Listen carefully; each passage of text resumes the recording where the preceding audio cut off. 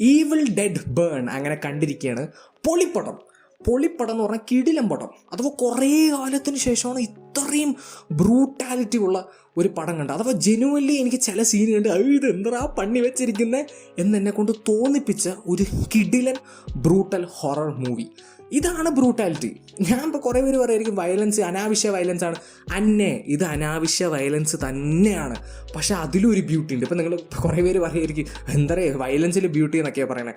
ഞാൻ പേഴ്സണലി വിശ്വസിക്കുന്ന ഒരാൾ സിനിമയുടെ ഒരു കാര്യത്തിൽ എന്ത് ഘടകമാണെങ്കിൽ പോലും അതിനൊരു ആർട്ടിസ്റ്റിക് വാല്യൂ ഉണ്ട്. ഈ പടത്തിലെ ചില ഫ്രെയിമുകൾ ജെനുവൻലി മൈൻഡ് ബ്ലോയിങ് ആയിരുന്നു. അഥവാ വയലൻസിലും ഒരു ബ്യൂട്ടി ഉണ്ട് എന്ന് കാണിച്ചു തന്നൊരു പടം ഈ പടം. ഇറ്റ് വാസ് അമേസിങ് മാൻ. പെർഫോമേഴ്സൊക്കെ അടിപൊളി. Technically one of the best movies ever. Camera വർക്കൊക്കെ എൻ്റെ മോനെ കുറേ കാലത്തിന് ശേഷമാണ് കേട്ടോ ഞാൻ ഒരു സിനിമയിൽ ഷേക്കി ക്യാമറ നല്ല രീതിയിൽ ഉപയോഗിക്കുന്നത് കണ്ടോ. അതൊക്കെ കിടിലായിട്ട് അവർ ഉപയോഗിച്ചിട്ടുണ്ട്. ചില ഫ്രെയിമൊക്കെ വാൾപേപ്പർ വയ്ക്കാടെ അവസാനമൊക്കെ ഒരു വാൾപേപ്പർ വയ്ക്കാനുള്ള ഒരു പരിപാടി ഈ പടത്തിലുണ്ട് എൻ്റെ മോനെ. പിന്നെ music was also really nice. And എനിക്ക് പടത്തിനെ പറ്റി കൂടുതലൊന്നും പറയില്ല. ഇറ്റ്സ് പക്ക ബ്രൂട്ടൽ പടം. ജെനുവൻലി നമ്മളെ കൊണ്ട് ചില സീനെ കാണുമ്പോൾ ഇതിങ്ങനെയൊക്കെ എന്നൊക്കെ പറയിപ്പിക്കാൻ ലെവലുള്ള സാധനമുള്ള ഒരു പടം. ആകെ ഈ പടത്തിലൊരു നെഗറ്റീവ് എന്താണെന്ന് ചോദിച്ചാൽ പടം തുടങ്ങുന്നത് തന്നെ ഭയങ്കര ഹൈ ആയിട്ടാണ്. ഓപ്പണിങ്ങിൽ തന്നെ ഇത് എന്താ മാതിരി പടം എന്ന് കാണിച്ചിട്ടാണ് പടം തുടങ്ങുന്നത്. പിന്നെ അവിടുന്ന് പടം ഭയങ്കര സ്ലോ ആവുന്നുണ്ട് കാര്യങ്ങളൊക്കെ ഒന്ന് സെറ്റ് ചെയ്ത് വെക്കാൻ വേണ്ടി. ആ ഒരു ഭാഗത്ത് ഡെഫിനറ്റ്ലി എനിക്ക് എഴച്ചിൽ പേഴ്സണലി ഫീൽ ചെയ്തിട്ടുണ്ടായിരുന്നു. പക്ഷേ പിന്നെ ഒരു ഡിന്നർ ടേബിൾ സീൻ വരുന്നുണ്ട് മോനെ. അവിടുന്ന് പടം കത്തി.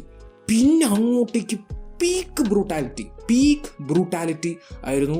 അത് നോൺ സ്റ്റോപ്പ് പീക്ക് ബ്രൂട്ടാലിറ്റി.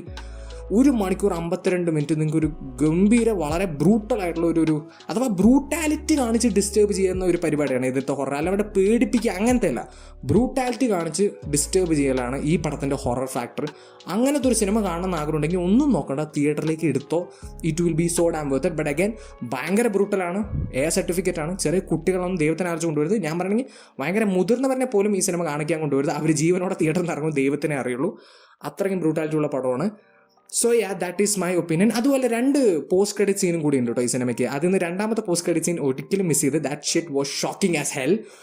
അത് കണ്ടിട്ട് ഇറങ്ങിയാൽ മതി നിങ്ങൾ. എന്തൊക്കെയാണെങ്കിലും സിനിമ കിടിലനായിരുന്നു. എനിക്ക് ഭയങ്കര ഇഷ്ടം. ഞാൻ എൻജോയ് ചെയ്തു ഈ പടം.